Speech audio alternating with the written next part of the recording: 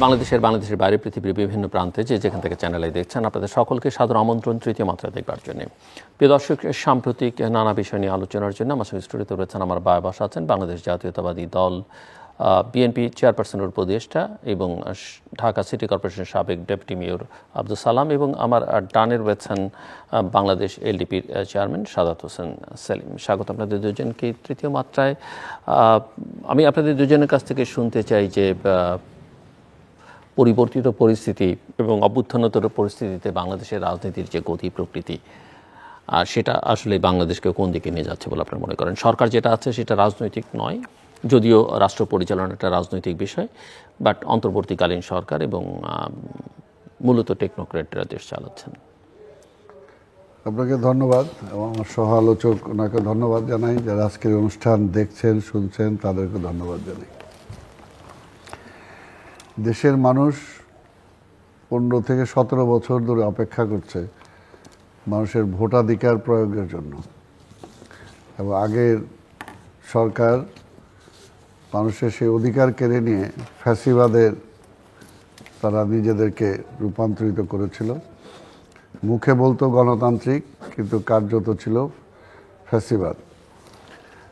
তো সবার একটাই উদ্দেশ্য ছিল যে আমরা একটি গণতান্ত্রিক সমাজ ব্যবস্থায়, গণতান্ত্রিক রাষ্ট্রে ফিরে যেতে চাই, যেখানে আমার ভোটের অধিকার থাকবে, আমার চাওয়া পাওয়ার মূল্য থাকবে, এবং সকল সুযোগ সুবিধা রাষ্ট্র যেগুলো নিশ্চিত করে সেগুলো থাকবে, কোনো বৈষম্য থাকবে না।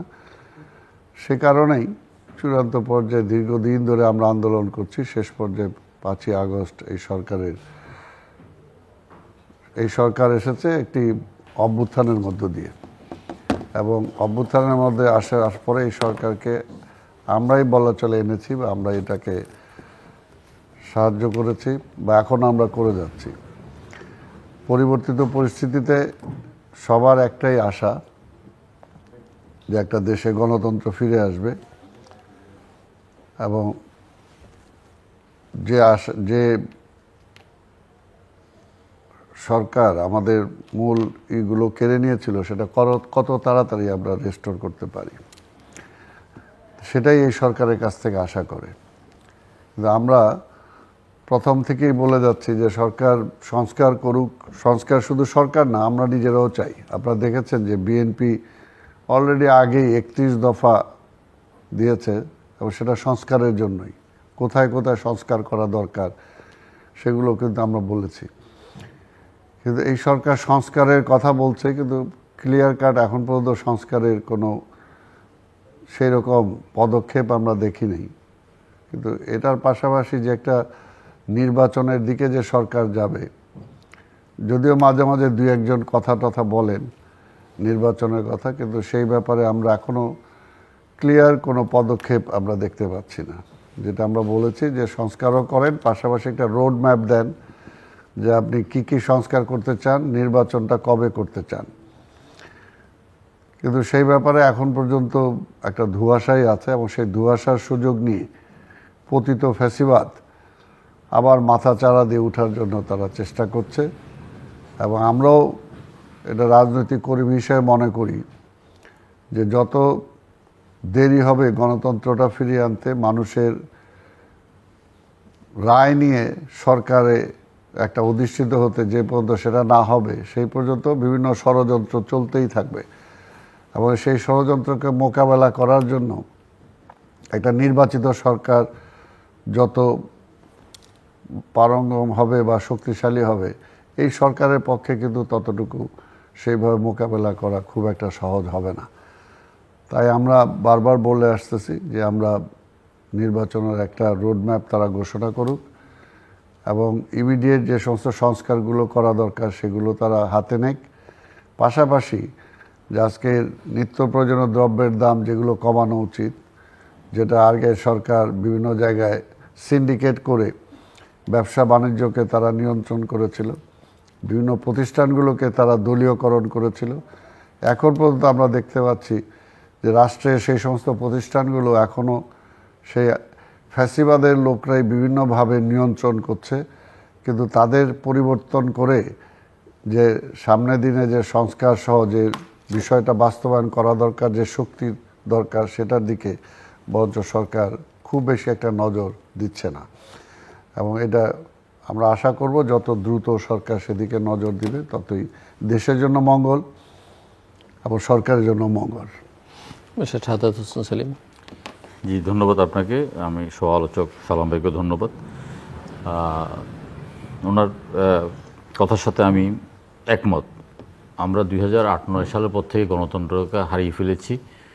একটা গণতান্ত্রিক প্রক্রিয়া নির্বাচনের মাধ্যমে জনগণের সরকার প্রতিষ্ঠা হবে, এই লড়াই আমরা গত 15-17 বছর যাবৎ করে আসছি।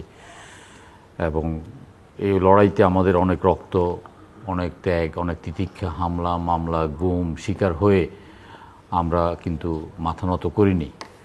আমরা কিন্তু সরকারকে প্রতিনিয়ত চ্যালেঞ্জ করে গিয়েছি এবং একটা জনমত সৃষ্টি করেছি এবং সরকারকে অনেকটা একঘরে করে ফেলেছি। সরকার একঘরে হয়ে নিজেদের মধ্যে নির্বাচন করতে আমরা তাদেরকে বাধ্য করেছি 2024 সালে। সেই একতরফা নির্বাচনের প্রেক্ষিতে জনগণ প্রায় সম্পূর্ণ মুখ ফিরিয়ে নিয়েছে। আমরা সবসময় বিশ্বাস করতাম যে একটা আন্দোলন, একটা গণ অভ্যুত্থানের মাধ্যমে ছাত্র জনতা, কৃষক, শ্রমিক সবার অংশগ্রহণের মাধ্যমে একটা গণ অভ্যুত্থান হবে এবং এই গণ অভ্যুত্থানের মাধ্যমে সরকারকে আপনার পরাজিত করবে এবং সরকার পালিয়ে যাবে অথবা আপনার সরকার ক্ষমতাচ্যুত হবে। তো সে আশাই আমরা ছিলাম এবং বাস্তবে সেটাই ঘটেছে। পৃথিবীর ইতিহাসে বিভিন্ন স্বৈরতন্ত্র যেভাবে পরাজিত হয়েছে, এইবারও সেই স্বৈরতন্ত্র সেভাবে পরাজিত হয়েছে। স্বৈরশাসনকে পরাজিত করে আমরা একটা অন্তর্বর্তীকালীন সরকার প্রতিষ্ঠা করেছি। আমরা সেখানে জাতীয় সরকার অথবা রাজনৈতিক দলের সরকার প্রতিষ্ঠা না করে আমরা চেয়েছি যে যেইটার জন্য আমরা 15 বছর আন্দোলন করেছি, একটা নিরপেক্ষ সরকারের অধীনে নির্বাচন, সেই নির্বাচনের জন্যই কিন্তু আমরা একটা অন্তর্বর্তীকালীন সরকার প্রতিষ্ঠা করেছি, সমর্থন দিয়েছি।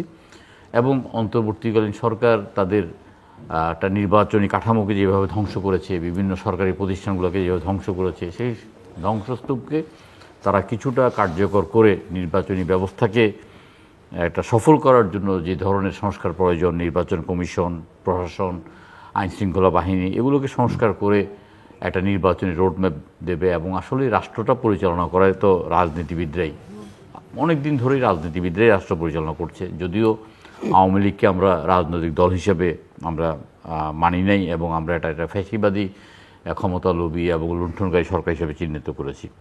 যাই হোক, আমরা আশা করেছিলাম যে যেই জন্য আমরা লড়াই করেছিলাম, জনগণ তার নিজস্ব পছন্দ মতো জনপ্রতিনিধি নির্বাচন করবে, সেই জনপ্রতিনিধি দেশ শাসন করবে। আমরা সেই তিমিরেই রয়ে যাচ্ছি বলে আমার কাছে এক ধরনের আশঙ্কা সৃষ্টি হচ্ছে এখন।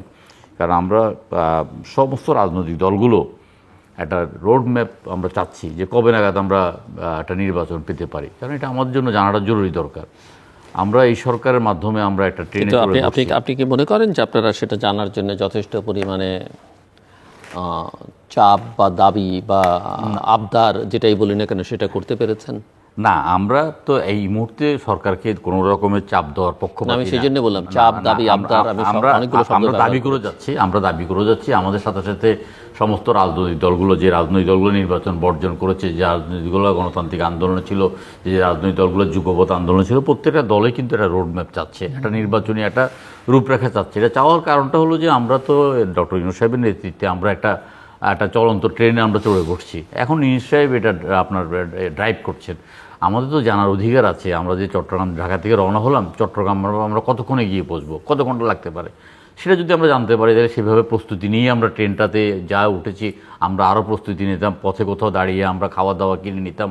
আমরা সেভাবে আমরা ব্যবস্থা করতাম যে আমাদের এতক্ষণ সময় লাগতে পারে, পথে পথে এই যানজট সৃষ্টি হতে পারে, এইভাবে সমস্যা সৃষ্টি হতে পারে, কিন্তু আমরা জানছি না।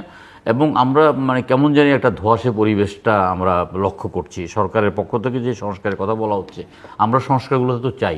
সংস্কার একটা চলমান প্রক্রিয়া। প্রত্যেকটা মন্ত্রিসভা বা মন্ত্রণালয়গুলো সংস্কার করবে, তারপরে নির্বাচনের কারণেও সংস্কার করতে হবে। আপনার দুর্নীতি দমন কমিশন থেকে আরম্ভ করে বিচার বিভাগ, পিএসসি, এগুলোকে সংস্কার করা দরকার। এবং সংস্কার চলমান প্রক্রিয়া, রাজনৈতিক দলগুলো এসে সংস্কারটাকে আরও গতিশীল করবে জনগণের ম্যান্ডেট নিয়ে। কিন্তু এখানে আমরা কিছুটা এখন হতাশ। হতাশের কারণে ডক্টর ইউনূস সাহেবের সাথে যখন আমাদের সর্বশেষ দেখা হয়েছে, আমরা ওনাকে বলেছি, দেখেন বাংলাদেশ একটা সমস্যা সংকুল একটা দেশ, এখানে অন্তত 58টা মন্ত্রণালয় আছে, আপনি মন্ত্রিসভার পরিধি আর একটু বাড়ান, উপদেষ্টা মণ্ডলীর পরিধি, এবং সেখানে সৎ, যোগ্য, দক্ষ, অভিজ্ঞ এবং আপনার যারা আপনার উৎসাহী এবং যারা কাজ করতে আগ্রহী এবং যারা দেশের প্রতি দায়বদ্ধ আছে, যাদের চিন্তা চেতনার মধ্যে দেশকে কিছু দেওয়ার চিন্তা আছে, আপনারা তাদেরকে আপনারা অন্তর্ভুক্ত করেন। উপদেষ্টা পরিষদ তো বাড়ালেন, উপদেষ্টা যেটা বাড়ালেন সেটা কিন্তু আমরা এটা আশা করি নাই। আপনি এটা বলেছেন যে টেকনোক্রেট, এখানে যে 3 জন উপদেষ্টা নিয়েছেন তারা তো কেউ টেকনোক্রেট না, বা আমরা কেউ চিন্তাই করি না। সামাজিক যোগাযোগ মাধ্যমে এটা অসম্ভব রকমের সমালোচনা হচ্ছে, ছাত্ররা মশাল মিছিল বের করেছে বঙ্গভবনের সামনে, এটা আমরা আশা করিনি। আসলে যেই মানে উপদেষ্টা হওয়ার মাপকাঠিটা কি এবং উপদেষ্টা কারা হতে পারবে সেটাও আমরা বুঝতেছি না। এর আগে আমাদের একটা ধারণা ছিল, বা আমরা যেটা চর্চাটা দেখেছিলাম, যে গত 3টা নির্বাচন যেটা তত্ত্বাবধায়ক সরকারের অধীনে হয়েছে, তখন কিন্তু তত্ত্বাবধায়ক সরকারের অধীনে প্রধান 2টি রাজনৈতিক দল থেকে ওনারা নাম নিতেন, ওনারা সেখান থেকে কিছু নাম দিতেন এবং আপনার অন্যদের থেকেও কিছুটা নাম দিতেন যারা মানে বিশেষ করে সরকার পরিচালনায় দক্ষ। কিন্তু এখানে সরকার পরিচালনায় আমি এই গত 3 মাসের মধ্যে একবারই সচিবালয়ে গিয়েছিলাম, দেখলাম যে সেখানে শ্মশানের মতো নীরবতা, আপনার মানে কেউ কোনো কাজ করছে না এবং আপনার সরকারকে গতিশীল করার জন্য, সরকারকে কার্যকর করার জন্য, সরকারকে দৃশ্যমান করার জন্য যে পদক্ষেপগুলো নেওয়া দরকার সেই পদক্ষেপগুলো নেওয়া হচ্ছে না। প্রত্যেকটা মন্ত্রণালয় যে যদি 1%, 2%, 5% সংস্কার করতেন এবং তারা যদি বলতেন যে আমরা এই সংস্কার করেছি, সেই জিনিসগুলো হলো আমরা এখানে কিন্তু কিছুটা আশাবাদী হতে পারতাম যে না, সংস্কারের তো একটা রূপরেখা চলছে। এখানে অনেক মন্ত্রণালয় আছে যে মন্ত্রণালয়গুলোর বিভিন্ন সরকারি প্রতিষ্ঠানগুলো বছরের বছর লস দিয়ে যাচ্ছেন, সেগুলোকে অন্তত লাভে না আনুক, ব্রেক ইভেন্টে আনার মতো ওনারা কোনো কার্যকর পদক্ষেপ নিচ্ছেন কিনা এটা আমরা টের পাচ্ছি না। এখানে শুধু অর্থ মন্ত্রণালয়কে আমরা দেখছি যে অর্থ মন্ত্রণালয় মোটামুটিভাবে একটা তারা কিছু ঋণ শোধ করেছেন, তারা লাগাম টেনে ধরছেন এবং তারা কিছু আপনার যে মানে চেষ্টা করে যাচ্ছেন যে যেন মানে গতিশীল পায়, এবং তারা এক পর্যায়ে বলেছেন যে এলসি করাটা যেটা বন্ধ হয়ে গেছে, আপনারা ইচ্ছা করলে এখন এলসি করতে পারেন, কারণ আমাদের মোটামুটি এলসি করার মতো বৈদেশিক মুদ্রা আছে। আর একটা আমরা দেখেছি একটা যে মেট্রো রেলের 2টো স্টেশনটাকে তারা খুবই অল্প খরচের মধ্যে চালু করতে পেরেছে এবং সময়ের অনেক আগে যে প্রতিটি সরকার যেটা ধারণা দিয়েছিলেন তার চাইতে অনেক কম খরচে এবং অনেক কম সময়ে করেছেন। এর বাইরে আসলে আমি কোনো মন্ত্রণালয় সেভাবে কোনো সাফল্য আমরা দেখছি না। বিভিন্নভাবে ধরেন আপনার যে আসিফ নজরুল সাহেব যে মন্ত্রণালয় চালাচ্ছেন, সেখানে তো বিচার বিভাগের জবাবদিহিতাকে আনার মধ্যে দিয়ে অথবা আপনার একজন মানে দারিদ্র মানুষ আইনের সেবা পাওয়ার জন্য, আইনের আশ্রয় নেওয়ার জন্য তার যে মানে তার ব্যয়টা এত বেশি বেড়ে গেছে এবং মানে মানে অপর্যাপ্ত ব্যয়, ওগুলোকে একটা সংস্কার করার তো দরকার। এই সংস্কারগুলো আমরা দেখছি না। অন্যান্য মন্ত্রণালয়গুলো একই অবস্থা।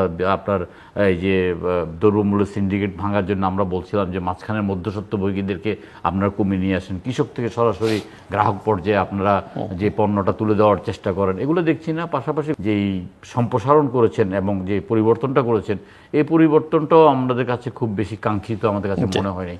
এখন আমরা বারবার বলছি যে আপনারা ডিসেম্বরের মধ্যে একটা রোডম্যাপ দিয়ে দেন এবং জুন বা তার পরের সময় আপনারা একটা নির্বাচনী রূপরেখা আমাদের সামনে দেন। কিন্তু আমরা আসলেই কিছুটা মানে হতচকিত, কিছুটা হতাশ এবং আপনার কিছুটা স্তম্ভিত যে আপনার আমাদের এই কথাগুলোকে আপনারা কোনোভাবে কানে নিচ্ছেন না। এখন হয়তো আমরা যেটা চিন্তা করছি যে হয়তো এই ব্যাপারে আমাদেরকে আপনি যেটা বলছেন যে চাপ আন্দোলন অথবা একটা আলটিমেটাম, এগুলো হয়তো শেষ পর্যন্ত আমাদেরকে দিতে হতে পারে। মিস্টার আব্দুল সালাম, আপনার কাছে মানে উনি তো সরকারের পারফরমেন্স নিয়ে প্রশ্ন তুললেন এবং আপনার কাছে কি মনে হয় যে সবাই একটু সময় দিতে চাইছিল বা যেটুকু দরকার সেই সময় সরকার নিতে পারতো, কিন্তু তাদের পারফরমেন্স বা ইনএফিসিয়েন্সি বা কোনো একটা বিশেষ ডিরেকশনে নিয়ে যাবার অনেকেই মনে করেন একটা চেষ্টা আছে, সেই কারণে এক ধরনের অস্থিরতা, অনিশ্চয়তা, আতঙ্ক, দুর্ভাবনা তৈরি হচ্ছে সবার মধ্যে বা অনেকের মধ্যে? না, এটা যতই দিন যাবে ততই কিন্তু মানে এই প্রশ্নটা বেশি করে আসবে, কারণ সময় একটা ব্যাপার। 3 মাস কিন্তু একেবারে কম সময় না। 3 মাস একটা ইন্টেরিয়াম গভর্নমেন্টের দায়িত্ব থাকে একটা নির্বাচিত সরকার আনা। এই সরকার কিন্তু সেদিকেও হাঁটতে পারে নাই, বা আজকে সংস্কার যেটা করবে সেই সংস্কারের দিকেও কতটুকুই বা এগিয়েছে। কিন্তু তারপরেও আমরা চাই, আমাদের কথাটা কিন্তু অর্থাৎ আমরা ফ্যাসিবাদ মুক্ত করেছি, আমরা একটা গণতান্ত্রিক রাষ্ট্র ব্যবস্থা গড়ে তোলার জন্য। যে গণতন্ত্রটা স্বাধীনতার 52-53 বছর পার হলেও এখন পর্যন্ত রাজনীতি বা গণতন্ত্রটাকে আমরা প্রাতিষ্ঠানিক রূপ দিতে পারি নাই।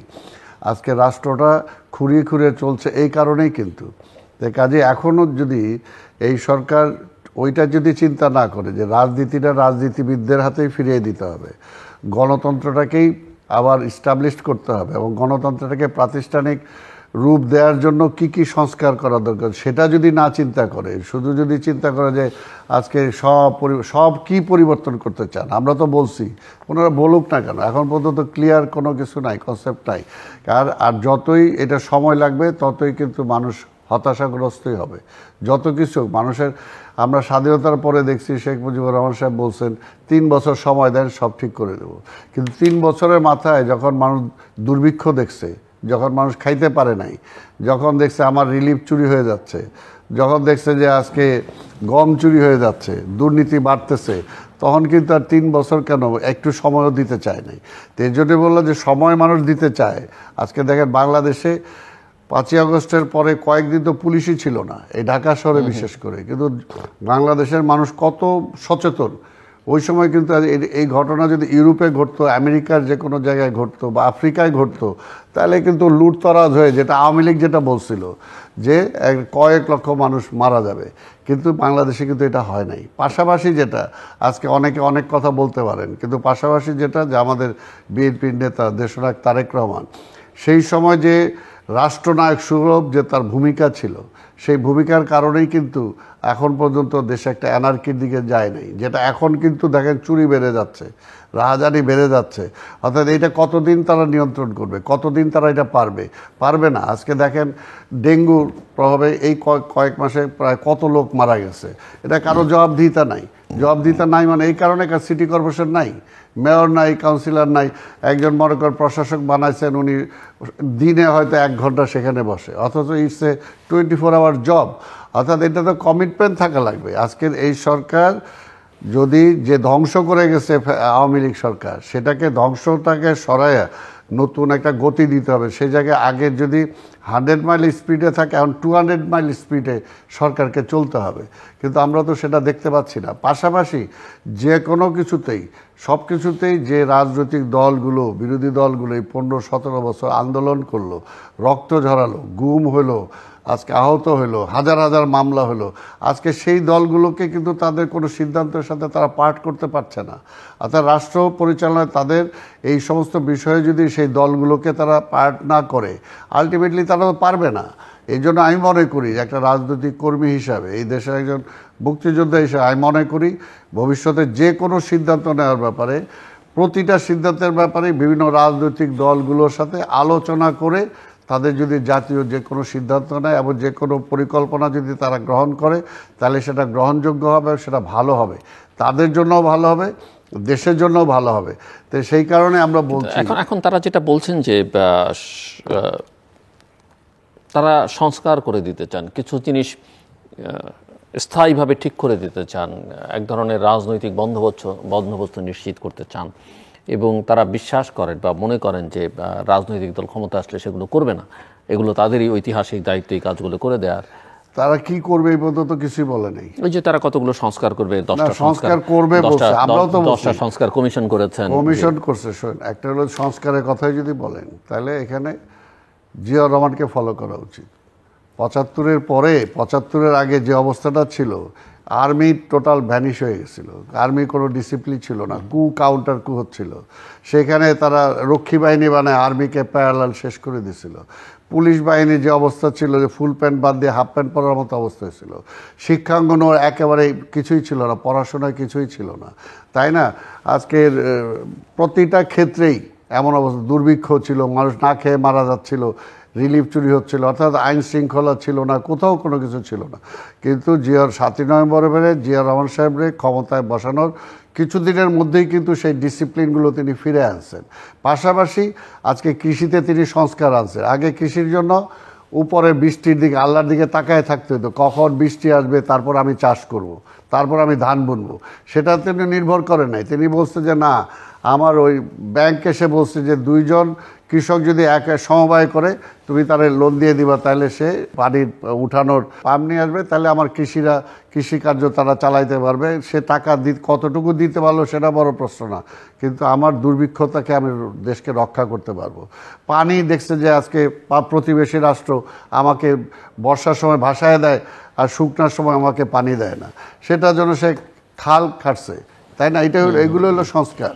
আজকে এর আগে ছিল রাষ্ট্র মানে জনগণ একটা ছিল, সেই সময় ছিল একটা আমার জনগণ একটা ওই সময় যে সম্পদ ছিল না, ওই সময় একটা আপদ ছিল, যে এটা একটা বিশাল একটা আমার আপদ।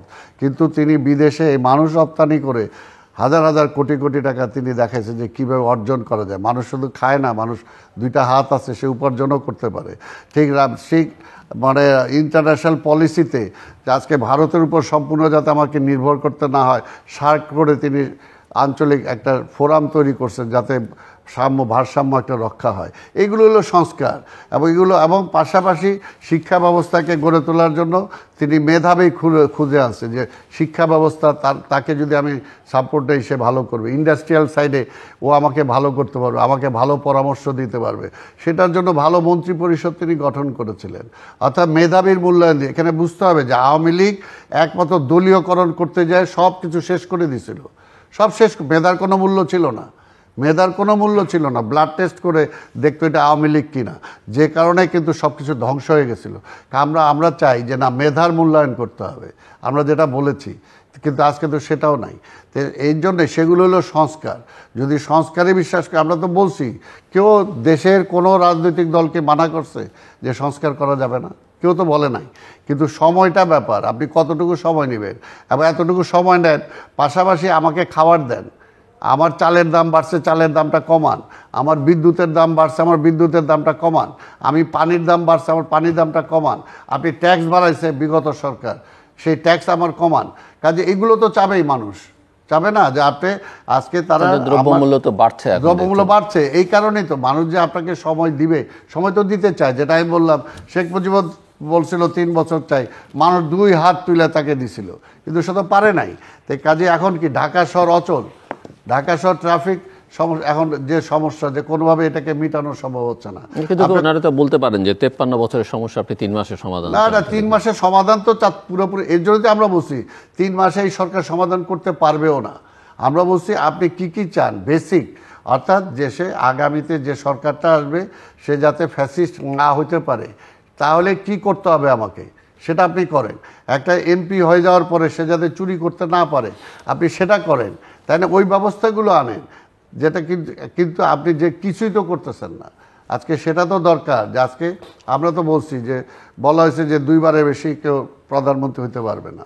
এটা তো কিন্তু ওটা বলছেন যে আপনারা বলছেন বটে, আপনাদের 31 দফা আছে, রাষ্ট্র মেরামতের রূপরেখা আছে, কিন্তু করবেন যে সেই বিশ্বাসের জায়গাটা, ওই যে আইনের শাসন, যদি আপনি আইনের শাসন তো প্রতিষ্ঠা করেন। যেমন আজকে কি শেখ হাসিনা জোর করে ক্ষমতায় আছে, কিন্তু আজকে তার বিরুদ্ধে হত্যা মামলা হয়েছে না, সে কি এটা বাইরে যাইতে পারছে?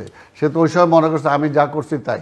আপনি বলেন যে প্রতি বছর, যেটা বিএনপি অলরেডি বলছে যে আমরা প্রতিটা জাতীয় নির্বাচন চাই তত্ত্বাবধায়ক সরকার অধীনে, তার মানে কোনো দলীয় সরকার নির্বাচন হবে না।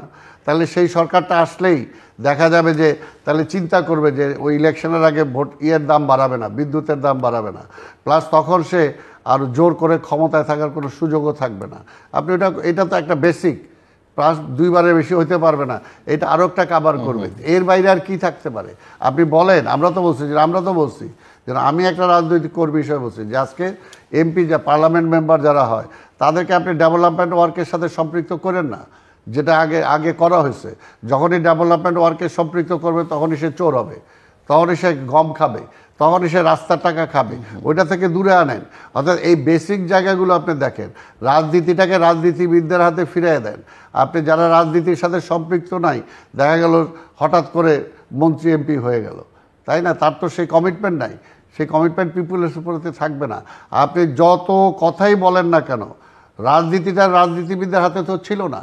শেখ হাসিনা কি আওয়ামী লীগকেও তো বিশ্বাস করে নাই, সে তো আওয়ামী লীগকেও বিশ্বাস করে নাই, তাই না? সে অ্যাবসলিউটলি একটা মানে ব্রুকরেড নিজে একটা তার বাহিনী গড়ে তুলছিল, তার উপর নির্ভরশীল, তার আত্মীয় স্বজন, তার চাচা, মামা, ভাই, উমুক ভাই, প্লাস প্রশাসনের কিছু লোকজন হাজার হাজার কোটি টাকা আজকে লোপাট করে নিয়ে গেছে।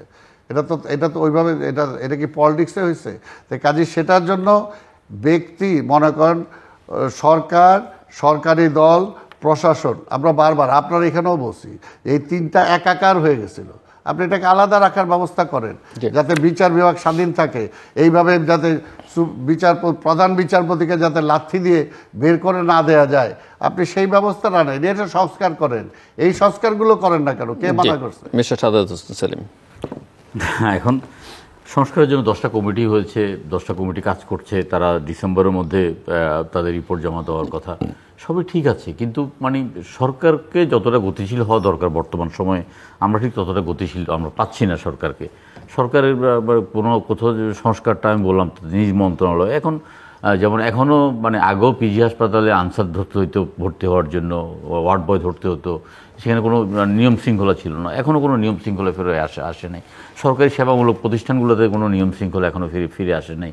আপনার সেটা বিআরটিএ বলেন অথবা বিটিএমসি বলেন, বিজিএমসি বলেন, কোথাও কোনো রকম কিন্তু কোনো জবাবদিহিতা ফিরে আসে নাই।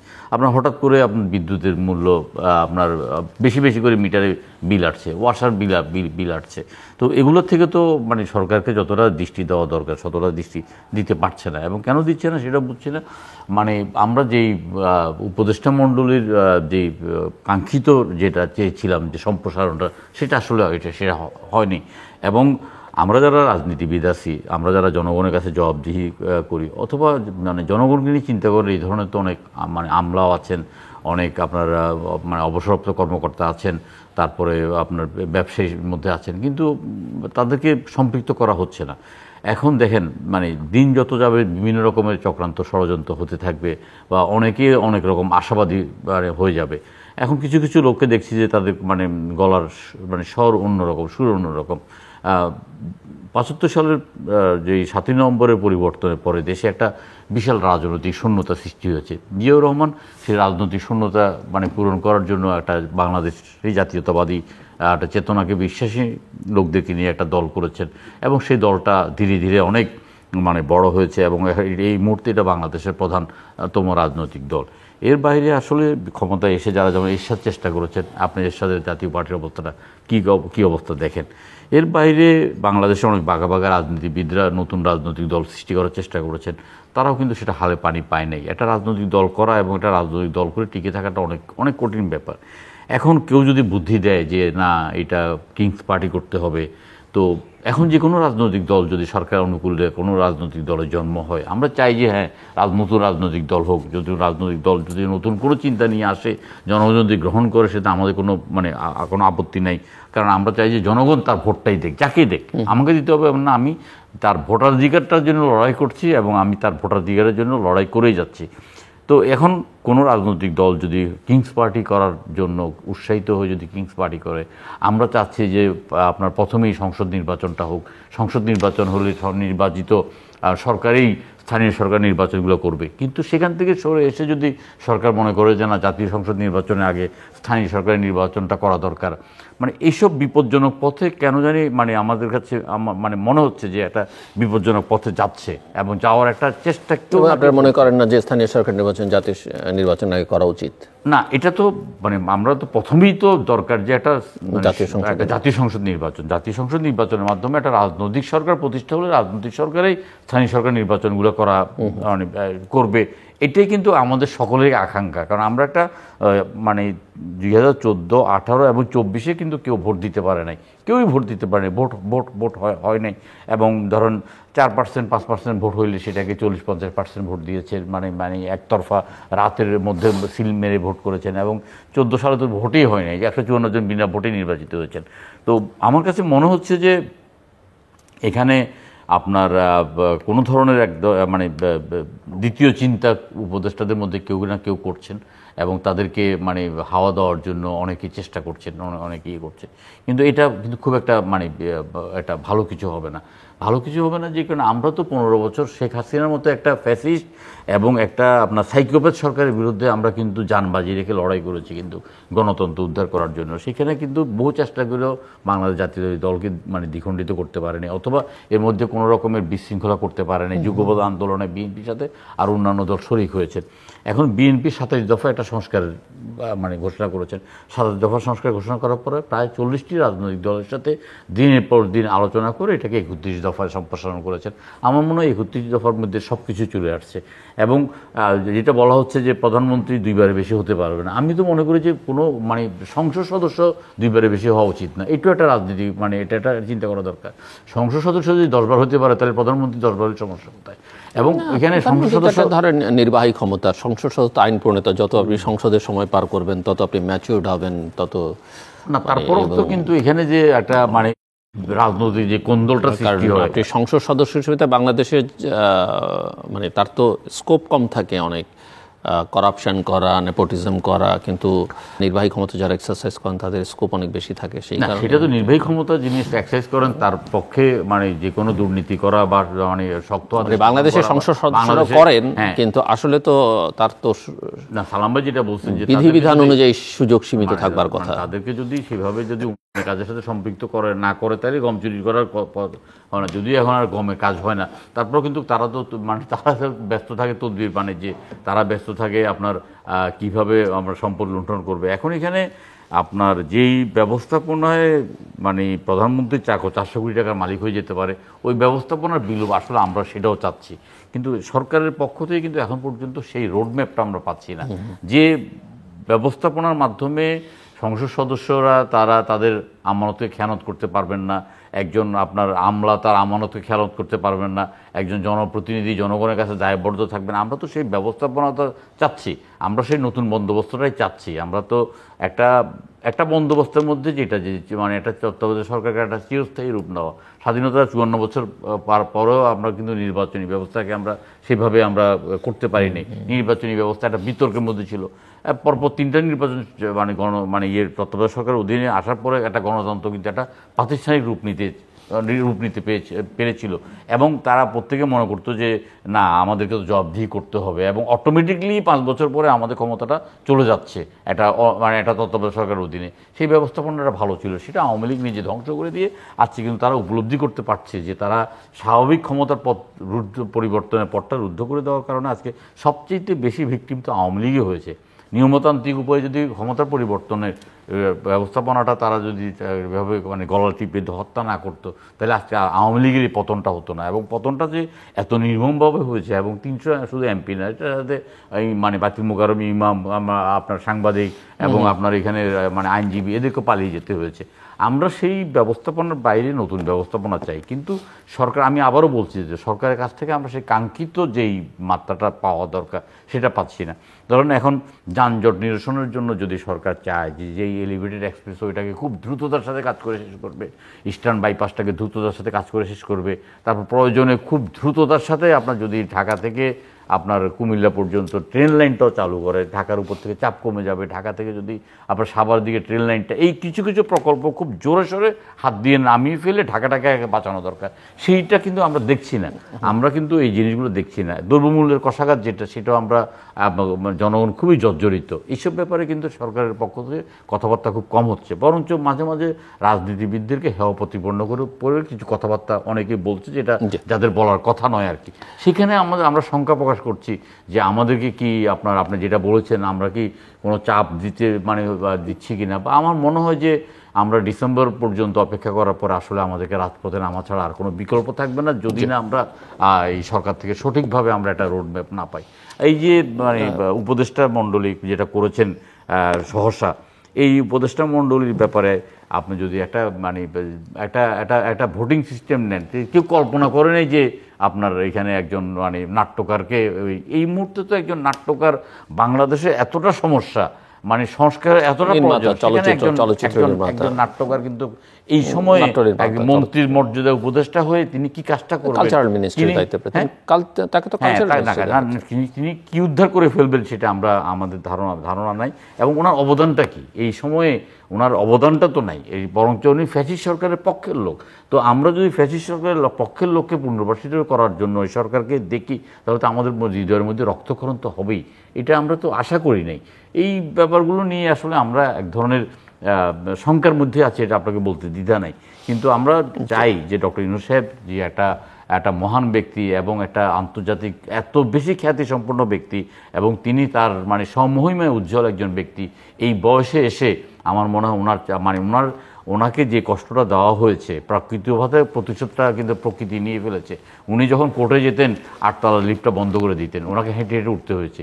তো উনি তো বুঝেন যে আপনার সরকার এবং বিরোধী দলের মধ্যে আচরণটা কেমন করেছেন। তাহলে উনি এই বয়সে এসে যেটা পেয়েছেন, উনি বলছেন যে ওনার প্রতি কোনো দেবীর অভিশাপের কারণে উনি এই কষ্টটা করছেন, কিন্তু অভিশাপটা তো ওনার জন্য আশীর্বাদ হয়ে দাঁড়িয়েছে, আমাদের জাতির জন্য আশীর্বাদ। যেটা উনি বলেছেন, ওনার যাওয়ার কথা ছিল জেলখানায়, উনি গেছেন, থেকে এসে উনি এখানে বসছেন। তো উনি নিজেকে বিতর্কের ঊর্ধ্বে রেখেই একটা নির্বাচন দেওয়াটাই আমি মনে করি যে। আব্দুল সালাম, একটা মানে অনেকগুলো প্রসঙ্গ এখন আলোচনার মধ্যে আছে, যেমন আপনাদের দিক থেকে কেউ কারো মুখ থেকে শুনেছে যে আপনারা আশঙ্কা করছেন যে বিএনপিকেও মাইনাস করবার একটা চেষ্টা আছে কি না, এটা একটা প্রশ্ন। দ্বিতীয় প্রশ্ন হচ্ছে যে অনেকে মনে করেন যে পুরো অতীতটাকে মুছে ফেলে নতুন একটা বাংলাদেশ, নতুন একটা ইতিহাস তৈরির একটা চেষ্টা আছে। এবং তৃতীয়ত যেটা আলোচনার মধ্যে সেটা হচ্ছে যে আওয়ামী লীগ, যেটাকে স্বৈরাচার, ফ্যাসিস্ট, যে অভিধায় অভিষিক্ত করা হোক না কেন, তো রাজনৈতিক দল হিসেবে তার রাজনীতি করবার অধিকার থাকবে কি থাকবে না, সে নির্বাচন করতে পারবে কি না এই দলটি, এই প্রসঙ্গ আলোচনার মধ্যে আছে। তো আমি একটু আপনাদের দুজনের মতামত শুনতে চাই এই জায়গায়।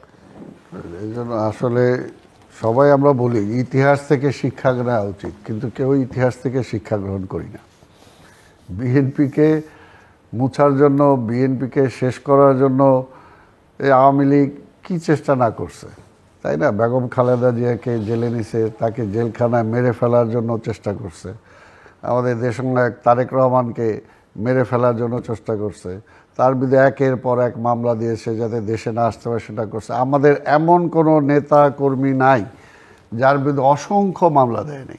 আমাদের অসংখ্য নেতা কর্মীকে গুম করছে, হত্যা করছে, কিন্তু তারপরেও তো বিএনপিকে ধ্বংস করতে পারে নাই। তাই কাজে এখন যদি কেউ সেই চিন্তা করে থাকে, তাহলে ওইটা থেকে শিক্ষা নেওয়া উচিত যে এটা সম্ভব না। আর আরেকটা যেটা আপনি বললেন, অতীত থেকে তো আপনাকে শিক্ষা নিতেই হবে। অতীতের ভুল ভ্রান্তিগুলো আপনাকে দূর করে সামনে যেতেই হবে। কাজে অতীত তো স্বাভাবিক। আমার 52কে আমি ভুলে যাব, আমার 71কে আমি ভুলে যাব, আমার 90কে আমি ভুলে যাব, তাই না? আমার তো সেগুলো আমাকে অনুপ্রাণিত করবে। পাশাপাশি অতীতের 72 থেকে 75-এর যে অবস্থা, সেটাও আমরা ভুলে যাব না, এবং আওয়ামী লীগের 15 বছর যে অত্যাচার এবং গণতন্ত্রহীনতা, এটাও তো আমরা ভুলে যাব না। কেউ ভুলে গেলে তো সবই শেষ হয়ে গেল। ভুলে যাওয়া যাবে না, সবটা থেকে শিক্ষা নিতে হবে। তো কাজে এখানে কেউ যদি মনে করে যে সব কিছু বাদ দিয়ে একটা নতুন, অত সহজ না তো। এটা কি আপনার নতুন কি করেন বলেন না কেন? আমরা তো বলছি যে আমরা 31 দফা দিছি, এখন পর্যন্ত তো সরকার এর বাইরে কিছু আহামরি কিছু দিতে পারে নাই, এবং সেগুলো নিয়ে আলোচনাও করতেছে না। তাই কাজেই এইখানে কোনোভাবেই সেটা সম্ভব না। বারবার একটা কথাই বলবো, রাজনীতিটা রাজনীতিবিদদের জন্যই। রাজনীতিটা ওই আপনি যদি অ্যাডহক কমিটি বানায় দিয়ে রাজনীতি করতে চান, বা ওই ব্যুরোক্রেসিকে এনে রাজনীতি করতে চান, তাহলে তো এটা রাজনীতি হবে না। যেটা শেখ হাসিনাও চেষ্টা করছিল, পার্লামেন্ট বানায় ফেলছিল ব্যবসায়ীদের বানায় ফেলছিল। আর বিভিন্ন জায়গায় ওখানে আবার পার্লামেন্টে দেখছি কি সুন্দর গান হয়েছে, পার্লামেন্টে দেখছি আরও কত ধরনের কত কিছু হয়েছে, তাই না? সেটার জন্য তো পার্লামেন্ট না। পার্লামেন্টটা তো দেশের একটা সম্মানের জায়গা, একটা যে জায়গা থেকে রাষ্ট্র পরিচালনা হওয়ার সমস্ত দিক নির্দেশনা আসবে। আজকে সেই পার্লামেন্ট তো ছিল না, কাজেই সেখানে রাজনীতিবিদ ছিল না বলেই। কারণ আমরা দেখছি, যেটা আমি প্রথমেই বলছি, যে 52-54 বছরে আমরা গণতন্ত্রটাকে প্রাতিষ্ঠানিক রূপ দিতে পারলাম না, রাজনীতিটাকে প্রাতিষ্ঠানিক রূপ দিতে পারলাম না, রাজনীতিবিদদের হাতে রাজনীতিটা ফিরে দিতে পারলাম না বলেই কিন্তু সংকট। কিন্তু রাজনীতিটা যদি ডিকটেট করেন অন্যরা, রাজনীতি যদি ডিকটেট করে যে রাজনীতির সাথে নাই, যে ছোট জীবন থেকে যে নিজেকে নিয়ে শুধু চিন্তা করছে, দেশকে নিয়ে ভাবে নাই, তাকে দিয়ে যদি দেশের চিন্তা করতে বলেন, রাজনীতির চিন্তা করতে বলেন। আজকে কি মেধাবী ছাত্ররা আজকে রাজনীতিতে সম্পৃক্ত হইতে চায় না? এটা কি কেউ বলবে? বোকাও বলবে যেটা দেশের জন্য ভালো? এটা তো কেউ বলবে না। তাই কাজে রাজনীতিটাকে আপনি সেইভাবে এগিয়ে যাওয়ার জন্য সুযোগ করে দেন। রাজনীতিটাকে হ্যাঁ পরিচ্ছন্ন করতে চান, পরিচ্ছন্ন আসেন না, করেন, দেখা যাক না। পরিচ্ছন্নতা আপনি আগে নাইমাই তো করতে হবে। জিয়াউর রহমান সাহেব ওই মাঠে নামছিল বলেই প্রশাসনকে মাঠে নামাইতে পারছিল, যে কারণে সমস্যার একে দাঁড় গোড়ায় সে গেছিল বলেই সমস্যাকে সে দেখছে, সমস্যার সমাধান করতে পারছে। তা এখনও আসেন না, রাজনীতিটা পরিচ্ছন্ন আমরা তো চাই, কারণ আমরা রাজনীতি করে আসছি, আমাদের অন্য কোনো পরিচয় নাই, একটা রাজনীতিবিদ, এটাই পরিচয়। তাই কাজে দেশের জন্য যুদ্ধ করছি, এখনও যুদ্ধ করে যাচ্ছি। এটাই রাজনীতি। আমরা তো চাই আমরা যা পরিচ্ছন্ন রাজনীতি হোক, তাহলে রাজনীতিবিদরাই জায়গা পাবে। কিন্তু রাজনীতিবিদরা তো লাস্ট পার্লামেন্টে রাজনীতিবিদরা বলছে আমি বড় না আমার এইচডিও বড়, আমার সিদ্ধান্তটা হবে নাকি এইচডিওর সিদ্ধান্তটা হবে। আমরা দেখছেন না পার্লামেন্টে, লাস্ট পার্লামেন্টই তো বলছেন। তাই কাজে বাস্তবতাটা হলো এটাই যে আমরা দোষ দিতে পারি, কিন্তু কে দোষ দিচ্ছে? সে আমাকে নিয়ন্ত্রণ, অর্থাৎ এখানে টোটাল দেশটাকে বিরাজনীতিকরণের দিকে নিয়ে গেছে। এটা হলো দুর্ভাগ্য যে শেখ মুজিবুর রহমান সাহেব যত জেল খাটছে গণতন্ত্রের জন্য, কিন্তু তিনি দেশ স্বাধীন হওয়ার পরে ক্ষমতায় আসার পরে রাজনীতি থেকে দেশটাকে সরায় দিলেন। আর ইতিহাস সত্য এটাই যে জিয়াউর রহমান সাহেব একজন রাজনীতিবিদ না হওয়া সত্ত্বেও তিনি কিন্তু রাজনীতিটাকে প্রাধান্য দিয়েছেন, গণতন্ত্রকে প্রাধান্য দিয়েছেন, নির্বাচনকে প্রাধান্য দিয়েছেন। সেটার জন্য কিন্তু তিনি ওই আন্ডারগ্রাউন্ড পলিটিক্স থেকে ওভারগ্রাউন্ড পলিটিক্সে সবাইকে নিয়ে আসছেন। তোয়া সাহেবের মতো লোককে তিনি পার্লামেন্টে নিয়ে আসছেন, তাই না? ডক্টর কামাল হোসেনের মতো লোককে পার্লামেন্টে নিয়ে আসছেন, যে কথা বলেন, অর্থাৎ জনগণের সমস্যা কীভাবে সমাধান করা যায়, আসেন কথা বলেন। তো সেই কারণে মেধার তো কোনো বিকল্প নাই, দেশপ্রেমেরও কোনো বিকল্প নাই। এটা ট্যাবলেট খাওয়াই দিলে দেশপ্রেম বাড়বে না, আর ট্যাবলেট খাওয়াই দিলেই আমার মেধা আমার 50 থেকে 100 হয়ে যাবে না। তাই কাজে সেইটার জন্য দরকার হলো মেধাবী দেশপ্রেমিক লোকজন আজকে দরকার। এবং রাজনীতিটাকেও বিরাজনীতিকরণ করে দেশকে আগানো যাবে না। যেটা আমি বললাম যে শেখ মুজিবুর রহমান সাহেব বিরাজনীতিকরণ করতে যায় দেশকে পিছাইছে, জিয়াউর রহমান সাহেব রাজনীতিটাকে ফিরিয়ে দিয়া দেশটাকে অনেক দূর আগায়। আওয়ামী লীগের ভবিষ্যৎ, এটা যার ভবিষ্যতে নির্ধারণ করবে। যদি আপনারা কি চান, ওই যে আলোচনা আছে যে আওয়ামী লীগকে স্পেস দেওয়া হবে না, নির্বাচন করতে পারবে না বা রাজনীতি করতে পারবে না, এই কথাটা তো আমি আপনার এখানে যখন আওয়ামী লীগ ক্ষমতায় তখন বলছি যে গণতন্ত্রটা শুধু বিএনপির জন্য দরকার না, আওয়ামী লীগের জন্য দরকার। এবং একটা সময় আসবে যখন আওয়ামী লীগ গণতন্ত্রের জন্য কাঁদবে, আপনার এখানে বসে বলছি, তাই না? তো এখন তারা কাঁদতেছে, কারণ তারা তো গণতন্ত্রে বিশ্বাসই করে না। আওয়ামী লীগ, যেটা আমি বললাম 72 থেকে 75 কেন তারা গণতন্ত্র কায়দা নিল? আবার যখন তারপরে জনগণের কাছে মাপ চাইলো এই শেখ হাসিনা, কিন্তু তারপর আবার সে ফ্যাসিবাদ হয়ে গেল, ফ্যাসিস্ট হয়ে গেল। ওরে এমপি বানায়, ওরে ওইটা বানায়, ওরে এইটা দিয়ে দেয়, ওরে এত লক্ষ টাকা দিয়ে দেয়, ওরে ব্যাংক দিয়ে দেয়, অর্থাৎ রাষ্ট্রটা কিছু না। এখানে কি বলে, আমি এই ব্রিজ বানাইছি, আমি নিয়ে নিব, আমি বিদ্যুৎ দিছি, আমি বিদ্যুৎ নিয়ে নিব, তাহলে এই বিদ্যুৎ পাইবা কই তোমরা? আরে তার মানে একটা ব্যক্তি, অর্থাৎ একটা তার ভাব যে সে একটা সব কিছু হয়ে গেছে। কারণ রাজনীতি তো করে নাই, গণতন্ত্র তো করে নাই, তা তারা গণতন্ত্র কীভাবে চায়? তারা তো গণতন্ত্রে বিশ্বাসই করে না। এই কারণেই আওয়ামী লীগ শুধু নিজের ক্ষতি করে নাই, আজকে দেশটার ক্ষতি করে দিয়ে গেছে। আজকে গণতান্ত্রিক প্রক্রিয়াকে সে ধ্বংস করে দিছে, আজকে বিচার বিভাগকে ধ্বংস করছে, আজকে প্রশাসনকে সে ধ্বংস করছে, শিক্ষা ব্যবস্থাকে ধ্বংস করছে, আজকে আর্মিকে ধ্বংস করছে। কি করে না, আজকে বিডিআরের ঘটনা ঘটায় আজকে কোথায় নিয়ে গেছে? আজকে ধর্মের নাম বলে আজকে কিভাবে শাপলা চত্বরে সেখানে কিভাবে খুন করছে, আজকে গণতন্ত্রের কথা বলে কিভাবে 5ই আগস্টের পরে গণহত্যা করছে। এবং যদি সেই সময় বারবার যেটা সেই সময় যেমন আমাদের দেশপ্রেমিক সেনাবাহিনী আগেও ভালো ভূমিকা নিয়েছিল, 5ই আগস্টের আগেও যদি সেনাবাহিনী সেই ভূমিকা না নিত তাহলে হয়তো আরও কয়েক হাজার সে মেরেও আজকে আরও রক্ত পিপাসু হয়ে সে ক্ষমতায় থাকার চেষ্টা করতো, কিন্তু পারে নাই, যে যেহেতু সেনাবাহিনী সেইভাবে। এখন কি মানে সেটা তো ধরেন তাদের একটা অভিজ্ঞতা হলো বা এটাই তাদের প্রাপ্য ছিল, বাট ভবিষ্যৎ কি? এই প্রাপ্য তাদের ছিল, কাজে এই প্রাপ্যটাকে তারা বুঝুক, এখনও তো বুঝে নাই, বুঝে আসুক, আগে জেলে যাক, বিচার টিচার হোক, তারপর জনগণ যদি সবকিছু জনগণের উপরে, সব জনগণ যদি অ্যাকসেপ্ট করে সেটা পরে। মিস্টার সাদাত সেলিম, না দেখুন, আপনার 5ই অগাস্টের যে অভাবনীয় একটা ঘটনা, যেটা আমরা আসলে আমরা আন্দোলন করেছি 15 বছর, কিন্তু আমরা এরকম চিন্তা করিনি যে শেখ হাসিনা এইভাবে এক কাপড়ে পালিয়ে যাবে, এটা আমরা চিন্তা করিনি। এটাই ঘটছে বাস্তবে। এবং আওয়ামী লীগ যে আশঙ্কাটা করতো যে এক রাতে 5 লক্ষ লোক মারা যাবে এবং তাদের সেই ব্যবস্থাপনাটা, সেটা হয়নি শুধুমাত্র দেশনায়ক তারেক রহমানের কারণে। তার একেবারে অত্যন্ত কঠিন এবং কঠোর একটা মনোভাবের কারণে কিন্তু দেশের মধ্যে একদম আওয়ামী লীগের তো আপনি যারা 5 লক্ষ না, 500 না, 50 জনের তালিকাও দিতে পারবেন না যে তারা 5ই অগাস্টের পরে তাদেরকে খুন করা হয়েছে বা হত্যা করা হয়েছে। এবং আপনার বিএনপির অবস্থাটা এমন হয়েছে যে ধরেন বিভিন্ন বাজারে বিএনপির প্রতিষ্ঠান দখল হয়েছে, বিএনপি এখন সেটা কিন্তু আর পুনর্দখলও করতে পারছে না। তারেক রহমান সাহেব সেই স্পেসও দিচ্ছে না, বলছে যে আইনের মাধ্যমে এটা করা হবে। তারেক রহমান দলটাকে অত্যন্ত সুসংগঠিত করে এখন নির্বাচনমুখী একটা প্রচারণার জন্য অপেক্ষা করছেন। তিনি কিন্তু আপনার প্রথম দিনের প্রথম ক্ষণেই তিনি বলেছেন যে পরাজিতদেরকে কিন্তু আশ্রয় দেওয়ার নৈতিক দায়িত্ব কিন্তু বিজয়ীদের। এবং সেই মেসেজটা কিন্তু উনি যে দলটাকে খুবই একদম ওনার দৃঢ়ভাবে ওনার নিয়ন্ত্রণ রাখতে পেরেছেন বলেই কিন্তু দেশে একটা এনার্কিজম হয় নেই। আমি আমার ইউনিয়নের কথা বলি, আমার ইউনিয়নে 5 জন আওয়ামী লীগের হাতে 5 জন বিএনপির কর্মী নিহত হয়েছেন, তার মধ্যে কিন্তু 2 জনের লাশ পাওয়া যায়নি। আমাদের ইউনিয়নে কিন্তু একটা আওয়ামী লীগের নেতাকে একটা ফুলের টোকা দেওয়া হয়নি, কিন্তু দেওয়া হয়নি এই কারণে 5 আগস্টের পরে এটা কিন্তু দেওয়া হয়নি।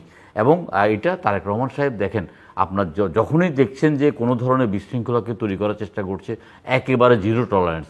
গতকালকে পরশু দেখেছি যে উনি একটা করেছেন, ওনার নির্দেশে আপনার বলা হয়েছে সমস্ত বিলবোর্ড ফেস্টুনটা নামিয়ে ফেলার জন্য। অর্থাৎ বিলবোর্ড ফেস্টুনটা তো দেওয়াটা একটা রাজনৈতিক দলের একটা নেতার একটা শখ, অথবা এটা একটা প্রচারণা, অথবা এটা একটা রাজনৈতিক সংস্কৃতির অংশ। তিনি সেটাকেও কিন্তু তিনি আপনার করছেন। এখন যদি বিএনপিকে মাইনাস করে, তো আপনার মইনুল আহমদ চেষ্টা করেছেন, বেগম খালেদা জিয়া অনমনীয় দৃঢ়তা প্রদর্শন করে কিন্তু গণতন্ত্রকে প্রতিষ্ঠা করেছে। তিনি বলেছেন যে সবচাইতে খারাপ গণতান্ত্রিক শাসনও স্বৈর শাসন থেকে ভালো। সেই প্রেক্ষিতে কিন্তু উনি 2008 সালে নির্বাচনে গিয়েছেন। নির্বাচনে গেলে বিএনপি পরাজিত হবে, নির্বাচনে গেলে বিএনপি ক্ষতিগ্রস্ত হবে মনে করেও কিন্তু তিনি স্বৈর শাসন থেকে, সেনা শাসন থেকে দেশটাকে গণতান্ত্রিক পর্যায়ে আনার জন্য করেছে। কিন্তু হাসিনা কী করলেন? হাসিনা একদম ধ্বংস করে দিয়েছেন। এখন আপনি যে আওয়ামী লীগের কথা বলছেন, আওয়ামী লীগ তো তার রাজনৈতিক চরিত্রটা হারিয়ে ফেলেছে। আওয়ামী লীগ করতে দেয়নি। আওয়ামী লীগটা করেছে কে? আপনার থানাতে আওয়ামী লীগের সভাপতি হলো টিওনো এবং ওসি হলো যে সেক্রেটারি। আপনার দেখেন ওসি নিজে স্লোগান ধরতো, এবং আপনার সংসদ সদস্যরা সংসদের মধ্যেও বলছে যে একটা পিওনও আমাদেরকে দাম দিচ্ছে না। ব্যবস্থাপনাটাকে এই পর্যায়ে নিয়ে গেছে, এবং এসপিডিসি এদের নিয়ন্ত্রণেই কিন্তু রাষ্ট্রটাকে নিয়ে গেছে, দলটাকে আর সেইভাবে করে নেই।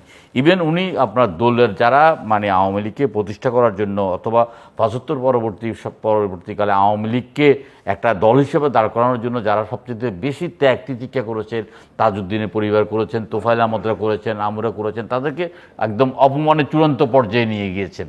তিনি কিন্তু উনি রাষ্ট্রপতি, স্পিকার এইসব পদে এমন ব্যক্তিকে বসিয়ে উনি তার ক্ষমতাটা দেখিয়েছেন যে আল্লাহ তাআলার পরে বা আল্লাহ তাআলার আগেও আমার ক্ষমতা আছে। উনি পুরো ব্যবস্থাপনাটাকে ধ্বংস করে দিয়েছেন। সুতরাং আওয়ামী লীগের ভবিষ্যৎ কী হবে সেটা আমরা বলতে পারছি না, কিন্তু আওয়ামী লীগ এই মুহূর্তে মাঠে নামার মতো অথবা রাজনীতি করার মতো সে অবস্থানে আওয়ামী লীগ নেই। আওয়ামী লীগ কিন্তু চাইলেই এখন রাজনীতি করতে পারবে না। আর আওয়ামী লীগের আমাদের সেটা তো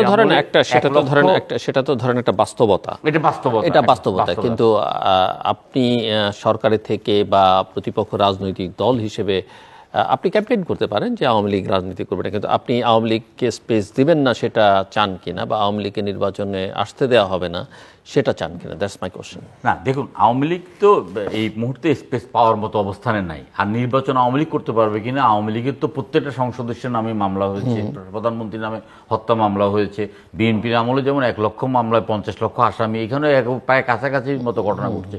এই মামলা মোকাবিলা করে আওয়ামী লীগ আবার নির্বাচনে অংশগ্রহণ করতে পারবে কিনা? কারণ আমি বলছি যে সেটা তো তার দুর্বলতা, তার সীমাবদ্ধতা, কিন্তু আদার সাইড থেকে না, আমার মনে করি আমরা যদি জনগণের ভাষা বুঝে থাকি তাহলে জনগণ কিন্তু এই মুহূর্তে আওয়ামী লীগ নির্বাচনে আসুক, অথবা আওয়ামী লীগ রাজনৈতিক দল হিসেবে তাদের রাজনৈতিক তৎপরতা পরিচালনা করুক, এটা কিন্তু জনগণ চায় না।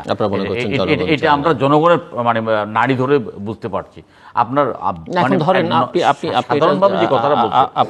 আপনি এটা জনগণের নাড়ি ধরে বুঝতে পারছেন, আর জনগণের নাড়ি ধরে যদি বর্তমান অন্তর্বর্তীকালীন সরকার মনে করে যে তাদের আসলে সবকিছু শেষ করে ঠিকঠাক করে দিয়ে নির্বাচন দেওয়া উচিত, না দেখুন, আমরা তো তাহলে কি বলবেন? বা আওয়ামী লীগ যেটা করেছে 15 বছরে, সেটা জনগণের নামেই করেছে। আমরা প্রতি সপ্তাহে আমাদের একটা নির্বাচনী এলাকা আছে, আমরা নির্বাচনী এলাকা যাই, প্রত্যক্ষভাবে আমরা জনগণের সাথে মোকাবিলা মানে যোগাযোগটা থাকে। তাহলে জনগণের নারীটা আমরা যতটা বুঝতে পারবো, এই সরকারের যেসব উপদেষ্টা আছে এদের সাথে জনগণের অধিকাংশের সাথে সম্পর্ক। সমস্যা হচ্ছে যে সবাই জনগণ নামেই করে না, সবাই জনগণের নামে করলো। আমরা আওয়ামী লীগও যা করেছে তার স্বৈরতন্ত্র, ফ্যাসিজম সব জনগণের নামই করেছে। না, আওয়ামী লীগ যেটা জনগণের নামে করলেও কিন্তু জনগণ যে আখেরে তাদের পক্ষে ছিল না, এটা তো প্রমাণিত হয়ে গেছে।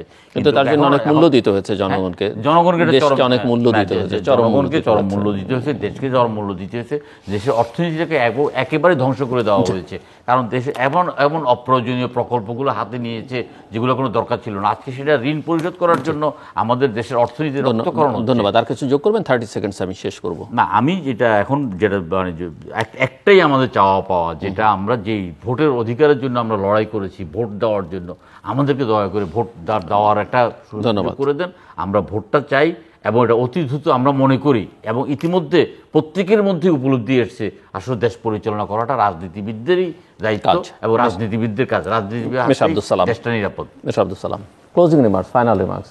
না, ফাইনাল হলো একটাই, যেটা আমরা চাবো, যে আমরা যে কথাটা বারবার বলতেছি, যে আমরা এই সরকারকে, এই দেশের মানুষ মানে আন্দোলনকারী জনতা, ছাত্র বিদায় করেছে, যে একটা গণতান্ত্রিক রাষ্ট্র ব্যবস্থা গড়ে উঠবে। যে গণতন্ত্রটা তারা খেয়ে ফেলেছিল, মানুষের ভোটের অধিকার খেয়ে ফেলেছিল, এবং একমাত্র সেটাই সমাধান। কোনোভাবেই একটা অনির্বাচিত সরকার বেশি দিন ক্ষমতায় থাকলে অটোমেটিক্যালি সে অটোক্রেসির দিকে যাবেই। কারণ যেমন তার নিজের উপরেই তার একটা অহম বাড়বে, যে আমি মনে করি এইটাই ঠিক। কোনটা ঠিক সেটা পাবলিকের ওপিনিয়ন নেন না। অর্থাৎ আপনি যেটা বললেন, যান কাকে পাবলিক ভোট দিবে সেটা তো পাবলিক ডিসাইড করবে। কিন্তু আওয়ামী লীগকে আমরা দেখছি, শেখ হাসিনাকে আমি ভোট দেবো কি ওই তারেক ক্ষমতা আসার জন্য, ওই বিএনপি ক্ষমতা আসার জন্য, সে তো প্রকাশ্যে বলছে, এই জন্য ভোটই দেয় নাই।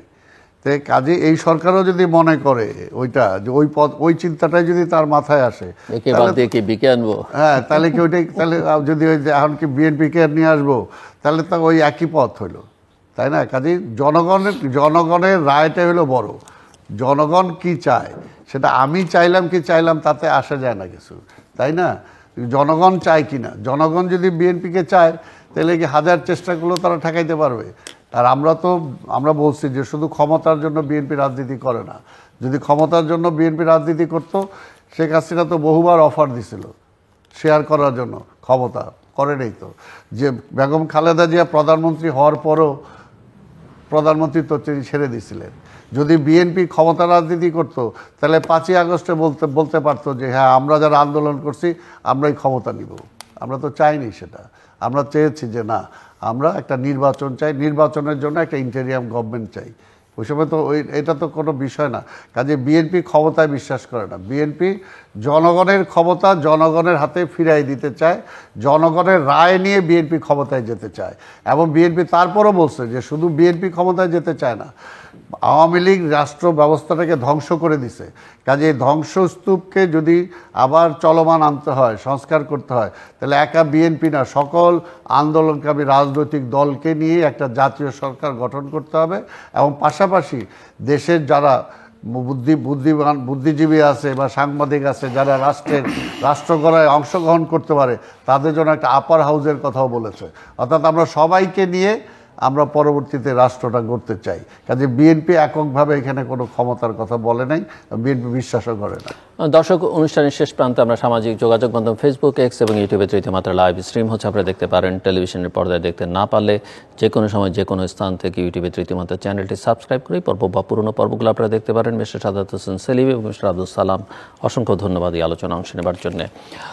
দর্শক, পুরো আলোচনার সারাংশ এটি যে সরকার খুব একটা ফাংশন করতে পারছে না বা ডেলিভার করতে পারছে না। অন্তর্বর্তীকালীন সরকার, তার খুব বেশি পারবারও কথা নয়, কিন্তু সে অনেক কিছু করতে চাইছে, যে কাজটা আসলে রাজনীতিবিদদের এবং যে কাজটা আসলে সময় সাপেক্ষ, সেই কাজটা তারা করতে চেয়েছে। যে কারণে আমার টেবিলের দু প্রান্ত থেকেই রাজনীতিকরা বলছেন যে তাদের দ্রুত একটা অবাধ, সুষ্ঠু, গ্রহণযোগ্য, অংশগ্রহণমূলক নির্বাচনের দিকে যাওয়া উচিত এবং সেটা নিশ্চিত করা দরকার।